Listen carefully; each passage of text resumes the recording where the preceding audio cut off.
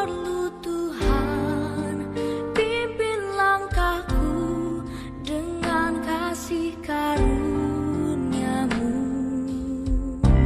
Pimpin langkahku setiap waktu,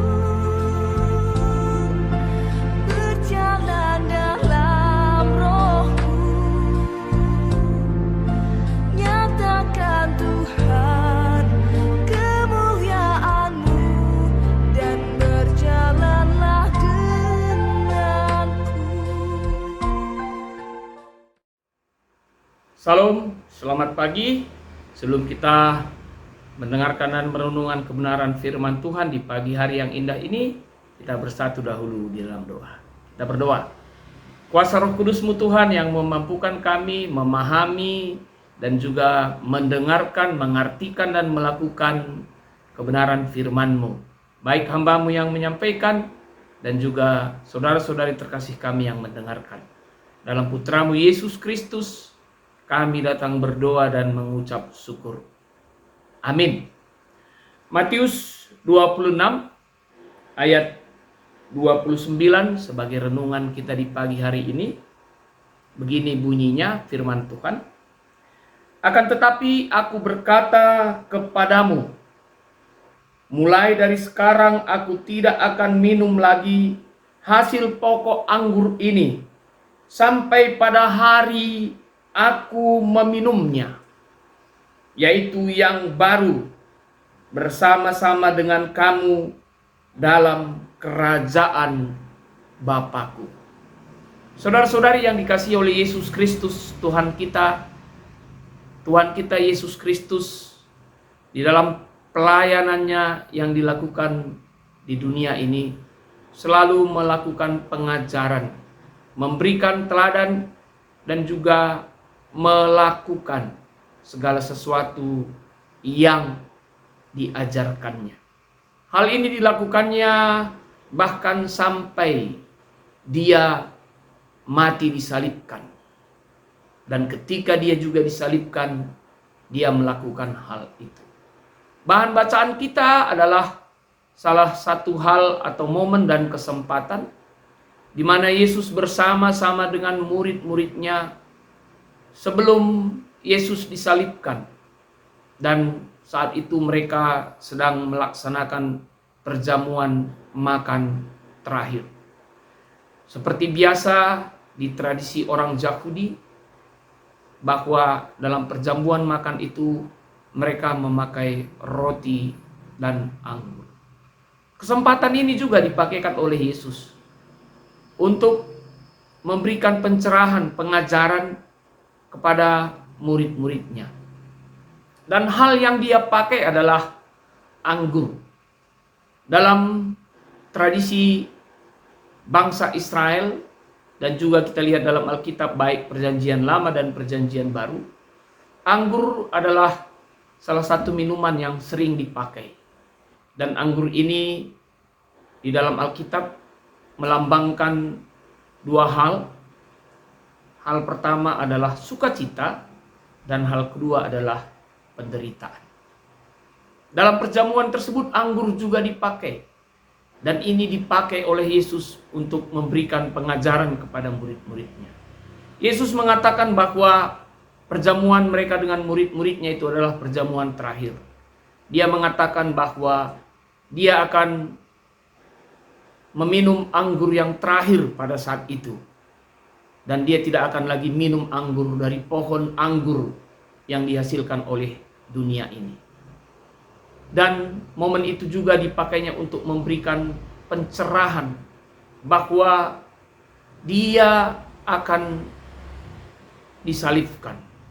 Dan jelas di dalam bacaan kita di ayat sebelumnya, dia menyuruh murid-muridnya dan mengatakan, minumlah anggur dari cawan ini sebagai penebus dosa bagi dirimu. Artinya Yesus mau mengatakan bahwa darahnya akan tercurah, dan darahnya ini digambarkan seperti anggur. Dan darah itulah yang akan menebus dosa murid-muridnya, menebus dosa kita sekalian. sehingga kita menjadi orang-orang yang diselamatkan. Dan orang-orang yang diselamatkan inilah kelak yang akan bersama-sama juga dengan Yesus di kerajaan Bapa. Duduk semeja, makan bersama, menikmati anggur yang baru, anggur perjanjian baru, anggur kekekalan yang berbeda dengan anggur yang ada di dunia ini. Anggur di dunia ini, yang mungkin saja sukacita yang ada di dunia ini, itu hanya sementara.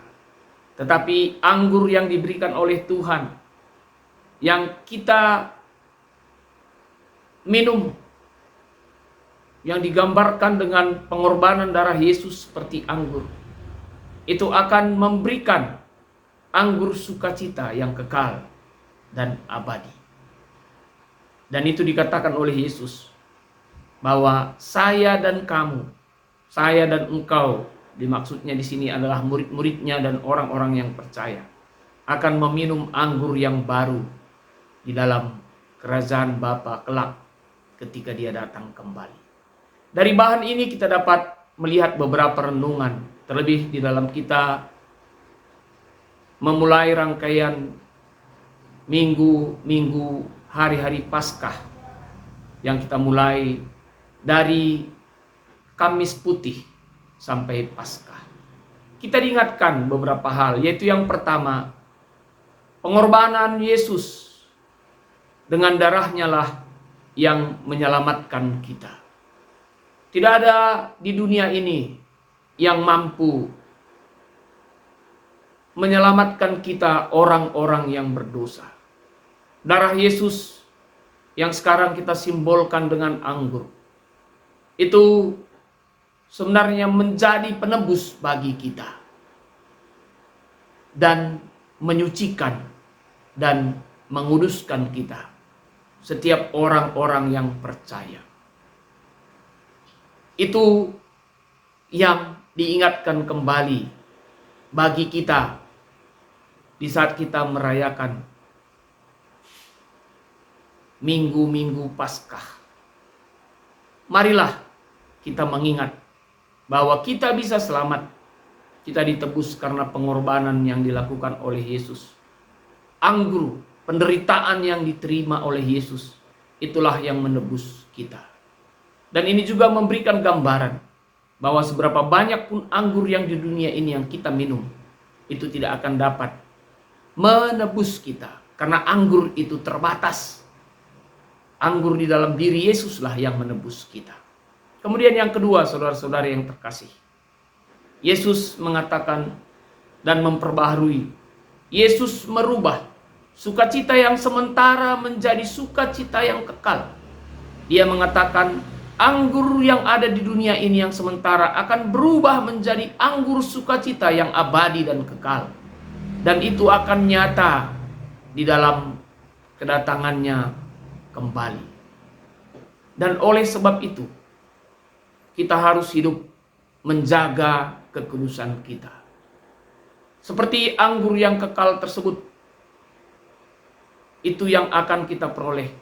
Maka kehidupan kita, kekudusan kita juga seharusnya tidak hanya terbatas, tetapi dalam situasi kondisi apapun, hidup kita harus kudus.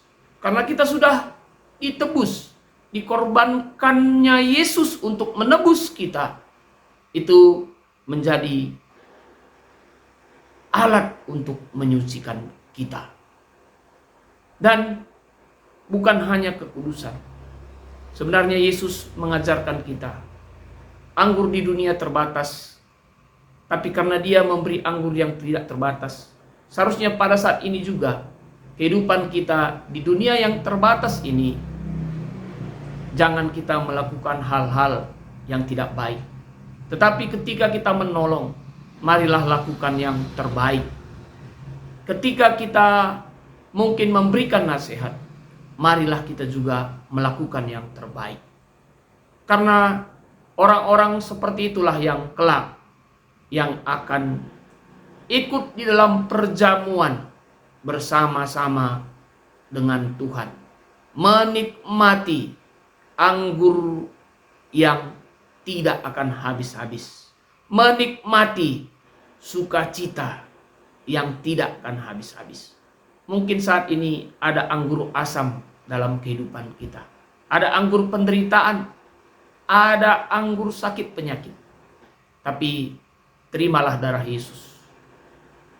Karena dengan menerima darah Yesus, anggur pahit, anggur asam, penderitaan dan pergumulan kelak akan diubahkan menjadi sukacita. Selamat mengikuti rangkaian Minggu Paskah. Tuhan meneguhkan dan menguatkan kita. Amin. Kita bersatu di dalam doa. Terima kasih Tuhan atas kebenaran firman-Mu. Di dalam hari ini dan di pagi hari ini menjelang kami mengikuti rangkaian Paskah, Engkau mengingatkan kembali bagaimana pengorbanan-Mu menebus kami di kayu salib. Darah-Mu tercurah. Itulah yang digambarkan dan disimbolkan dengan anggur.